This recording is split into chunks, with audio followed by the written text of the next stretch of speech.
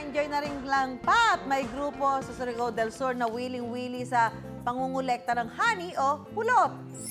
Kung gaano nga raw kahigpit magbantay ang mga bubuyog sa kanilang reyna, ganyan din daw kung sipatin nila ang mga pukyutan.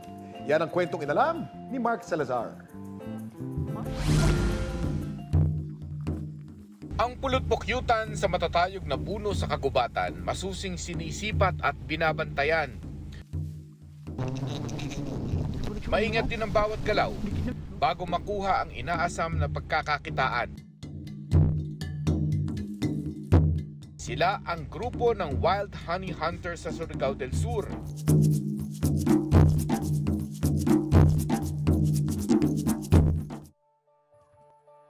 Mano-mano ang paghahanap ng pulot-pukyutan ng grupo ni Roland. Depende sa area, may 2 kilometers nilalakad namin yan or 1 kilometro. Pero may motor kami na ginagamit para sa malalayong area na mas mapapasok ng mga motor. Pero kapag hindi na mapapasok ng motor, lalakarin namin yan 70 meters to 80 meters. Depende sa taas ng puno na makikita namin. Isang maling galaw, maaari raw silang dumugin ng mga bubuyog. Delikado yun sa amin kasi mga ngagat yun eh. Maraming sa amin, nag-aabang at atake sa amin. Ako mismo ang nag-try pag-akyat sa puno at nakikita ko na kaya ko pala. Doon ako nagsimula. Sa ibaba ng puno na kanilang puntirya, inihahanda nila ang kanilang proteksyon laban sa mga bubuyog. May tinatawag kami na robot na ginagamit namin para sa pagproteksyon sa aming mga katawan. At may pausok kami na gagamitin para pataboy sa pukyutan. Kapag tila nag-aalisa na mga bubuyog dahil sa usok, pwede na raw simula ng pag-akyat sa puno. Pag-akyat, matagal din yun kasi kung mataas yung puno, matagal kaming makarating dun sa sanga ng punong kahoy na mayroong pukyutan. Tapos pagbaba pa namin, mahirap pa. Minsan isang pukyutan kung mataas yung puno, minsan 2 o 3 pukyutan, nakapupuhag din kami ng 13 bahay sa isang puno.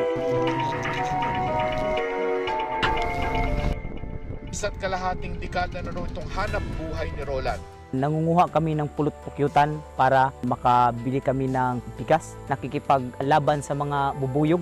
Kahit anong taas ng kahoy, inaakyat ko para lang mabuhay yung pamilya ko. Para sa akin, ito ang pinakamadali o malapit na kukunan ng hanap buhay. Ito rin ang pangunahing pinagkakakitaan ni Alfredo at Carmelito. Hirap ang pumuhay dito sa Lingig, ma'am. Kahit delikado na trabaho, pinilit namin, wala kasing ibang hanap buhay dito. Sinubukan ko lang. Kaya ko naman kahit anong kumita na paraan gagawin namin.